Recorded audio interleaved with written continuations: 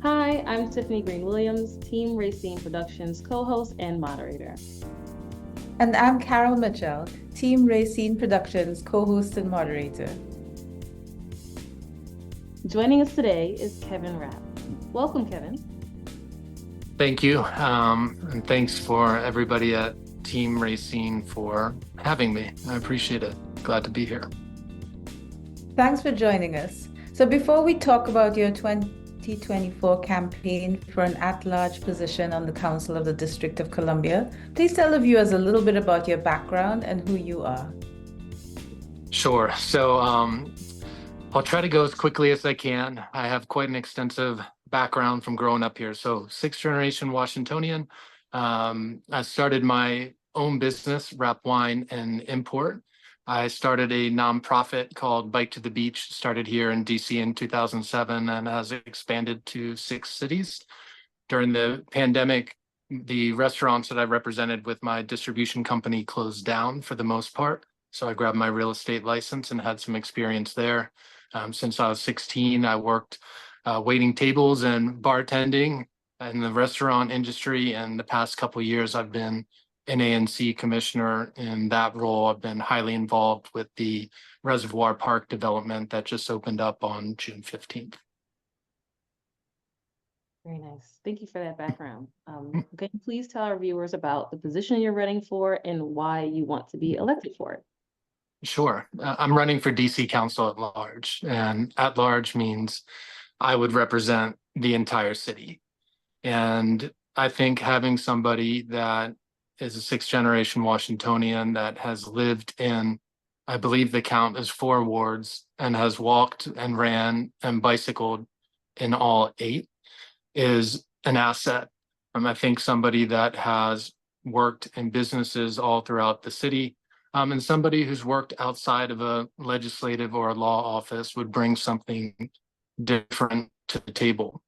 Council at Large is a position where you have the opportunity to connect people. And I really look forward to not looking at DC as a ward by ward city, but DC as one city, one ward, one group of people that are all connected. And we're not worrying about whether somebody has something we don't have. We're worrying about whether somebody has something, I guess the words aren't perfect there, but what I'm saying is sometimes we get divisive because someone has something that we don't, but we should encourage the whole city to be represented and everybody to have an equal share. That's really very interesting. Can you tell us what your top 3 issues are? Sure. So initially, as I started out my campaign, public safety and education led the way, and they're still certainly there. So if you ask me my top 3, I'd say those are my top 2. But the more and more that I've got involved, I've added housing into that pool, and then a little bit of economic recovery as well. So the reasons being, obviously, public safety, we've had a lot of issues there. Last year, we had one of our worst years on record, and we've recovered from that, but we're still hurting with our public safety. Education, our truancy rates are way too high. That's leading to unemployment rates, a lack of jobs. Our reading levels are not on par. We need a lot of work there. Our kids don't feel safe. They all tie in together. And housing is a whole can of worms right now. I have firsthand experience of working with the emergency rental assistance program, trying to help a neighbor.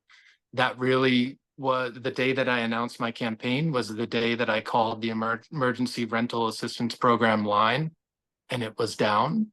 Then when I applied 10 minutes later with my own email, because my neighbor didn't have one, I never got a response.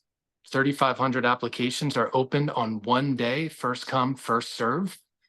And it's just, I tried this 3 times now. It opens up every 3 months, and the website has been down. The phone line has been off. Last week, I held for 4.5 hours.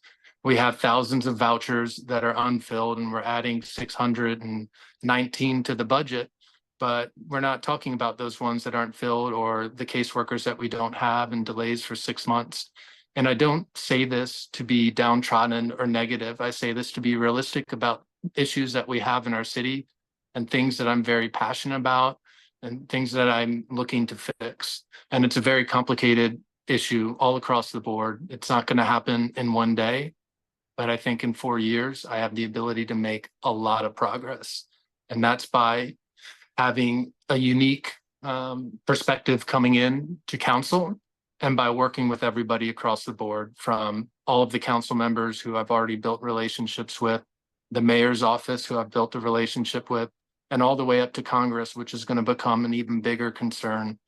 Past mayors, past council members, and congressional members, all who I've spoken with and have told me that they don't have relationships with the leaders in our city.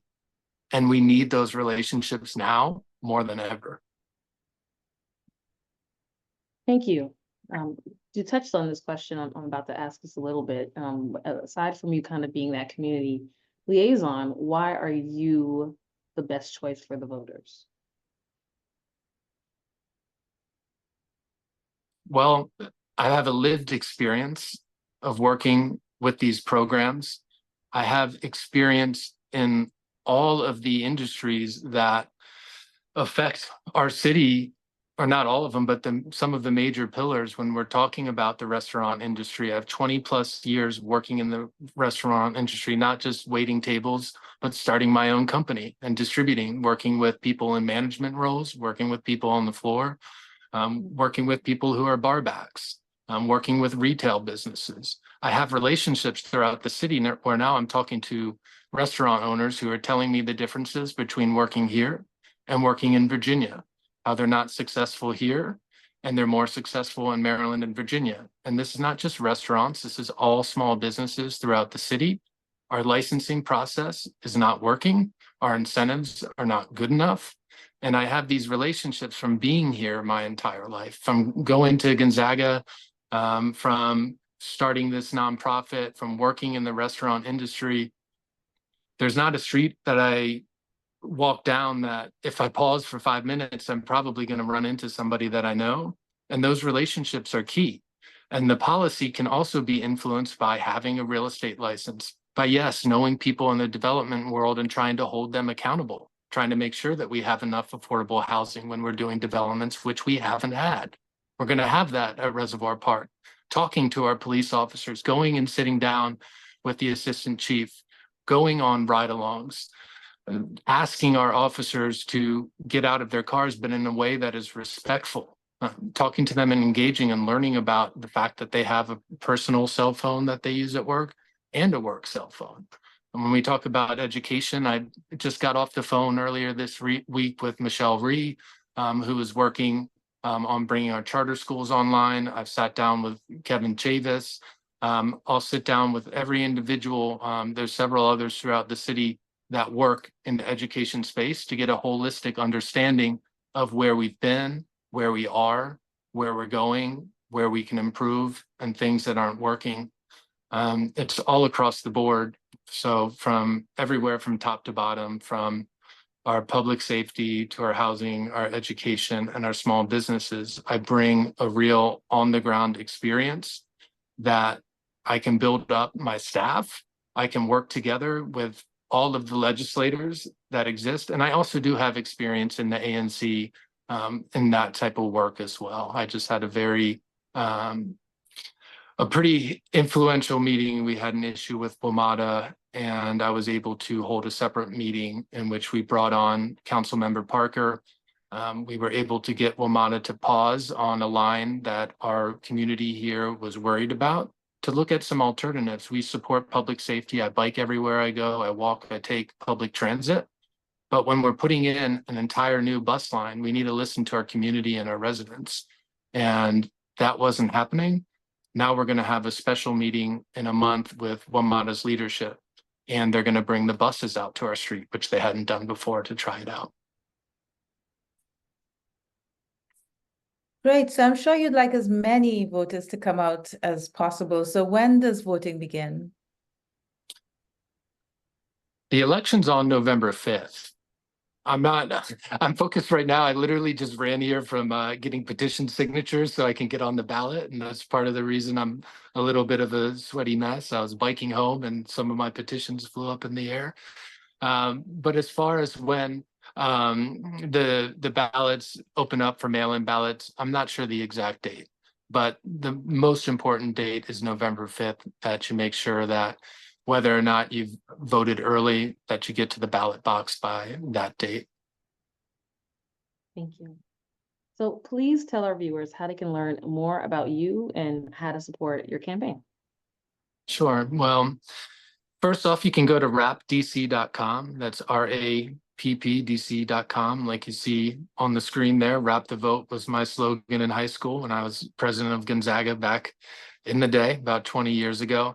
I am very prolific on social media, not because I enjoy being on social media. I used to be off of it, but because I know how important it is to connect with the community. And I've been able to immediately give people hugs and high fives when I hadn't ever met them in person, because I make sure I post every day.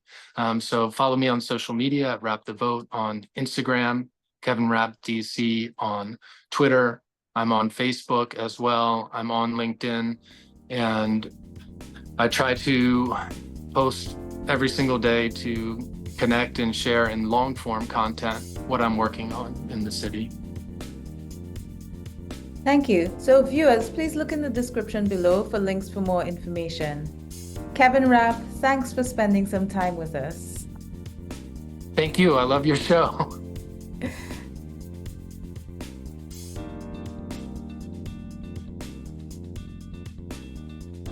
To those watching, please follow Team Rayceen on social media and subscribe to the Team Rayceen YouTube channel.